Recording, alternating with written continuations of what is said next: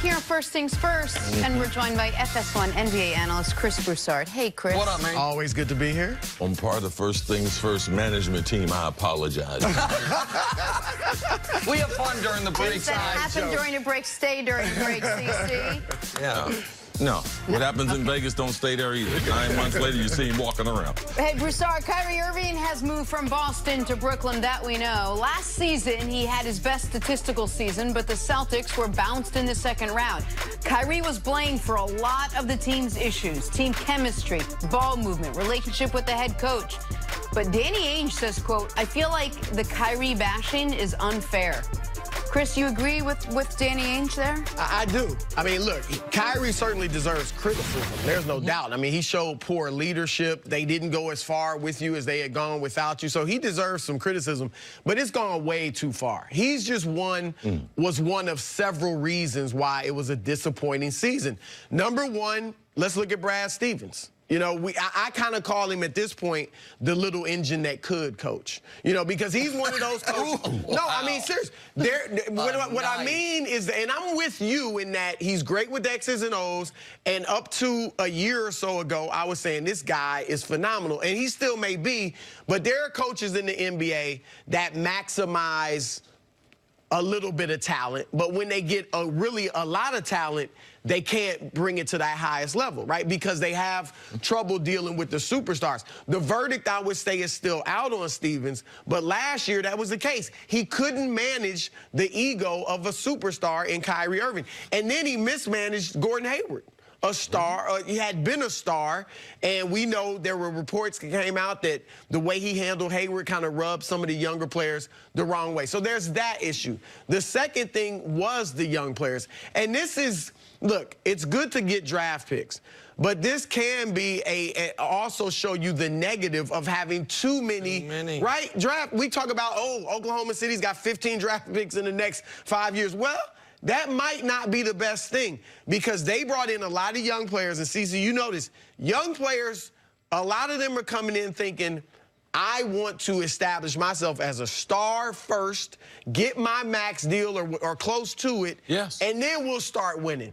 So you had a Jaylen Brown, a Jason Tatum, Marcus Smart, Terry Rozier. These guys, that understandably, it's their job, it's a business, want to get paid. And sometimes averaging 10 points or 11 points when Kyrie's doing all the work isn't going to get you paid. And then, of course, last year they had some success, so they thought they were better than they were. The young players wanted to do a little more ISO, you know, breaking the offense a little more. So all of that conspired along with what Kyrie did. Younger players, I think you make a great point, and I don't think fans look at it that way.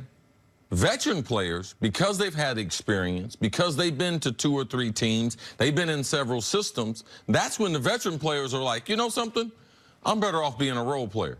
Danny Green, remember him when he was younger? Right. Non-athletic, not a good defensive player. I mean, he can shoot the basketball, but that's all he can do.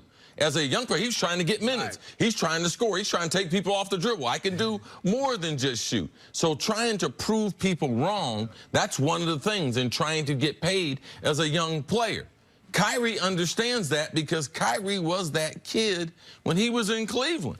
His numbers were phenomenal, but they got crushed. Yeah. But people knew that he could play. And there were times during the game when Kyrie was younger, oh, he would just, like Marcus Haynes with the Globetrotters, he would just do things to you to let you, so people could see, man, I'm that good at basketball.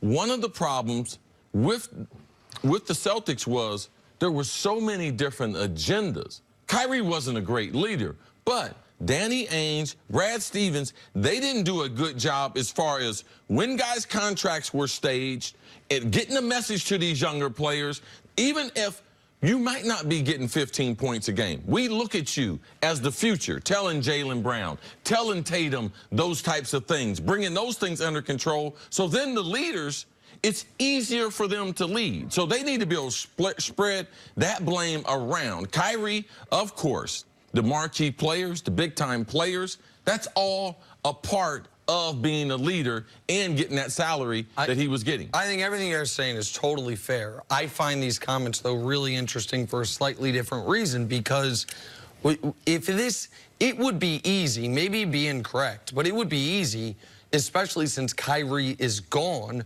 for the message for the Celtics leaked to reporters, said publicly to be, I mean, Kyrie was a bomb that went off in our locker room. He's crazy. He walks into practice, asks Brad Stevens, what does government mean to him? He's going down these YouTube rabbit holes. He's calling LeBron. He's talking about this. That message, at least then, even if it's not accurate, it wipes the hands clean of. Now you say, now we're okay. And now we're okay. Well, look, we got Kimba, who's almost as good and doesn't have the drama. When Danny Ainge says the Kyrie bashing is unfair, totally fine comment. But that does put the spotlight on Brad Stevens for the reasons you said. And in my mind, it puts the spotlight on Danny. Because it is the general manager's job to see what Terry Rozier did in that conference finals run when Kyrie was injured. Know Terry Rozier's contract status, know the personality of the player, and say, are we better off, with his value pretty damn high, moving him rather than have him as an insurance policy that is going to be unhappy and a malcontent all year long? It is the general manager's job, when I heard, when you heard, when everyone heard, that Jason Tatum is spending a time with Kobe, to have a hard conversation with him going into the year. Say, listen, man, appreciate you working on your game. Here's what you did really well. Here's what Kobe did really well. And looking up to Kobe is one thing. Thinking you can do what Kobe did, who is arguably the best bad shot maker ever. Like, what made Kobe special was he took impossible shots, but made them.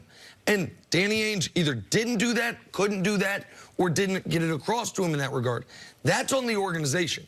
If it's not that Kyrie set a bomb off in the locker room, then there are more structural issues with the Celtics that could linger into this season, even though Rozier and Kyrie are both gone. I think he had another motive, too. Danny Ainge knows you need superstars to win in this league. Yes. And he doesn't want to bash a superstar. You cannot do right? that. So he wants other guys to look at the team and say, okay, you know, not that they're anti-superstars and stuff. It's a great so point. That's a big part of this as well. And look, Kimba is unique in that he's a star kind of with a role player's character or something. So that's why I do think he'll fit well. But that's a message Danny Ainge is getting out. Just quickly, whose team is it now? Who's the leader in that locker? It's got to be Kimba. Yeah, I think it's going to be Kimba. It has to be Kimba. I mean, Jason Tatum may be one day, but Kimba's got to be the guy. And Kimba, by the way, has experience with that. He was the leader in Charlotte. Now, they weren't good. I wouldn't blame him for that. They did. Michael's done a terrible job. He's a great leader in college, too. Absolutely. Great leader in college. And a winner and a guy, we haven't seen him play big NBA games, but if you can carry it over from college, he is a big game, big shot maker, big shot taker. So it becomes Kimba's team. All right, take a break. Coming up, Broussard, we'll see you a little later. Can Carson Wentz regain his 2017 form? That's next on First Things First. Make Jenna go wash her mouth out with soap.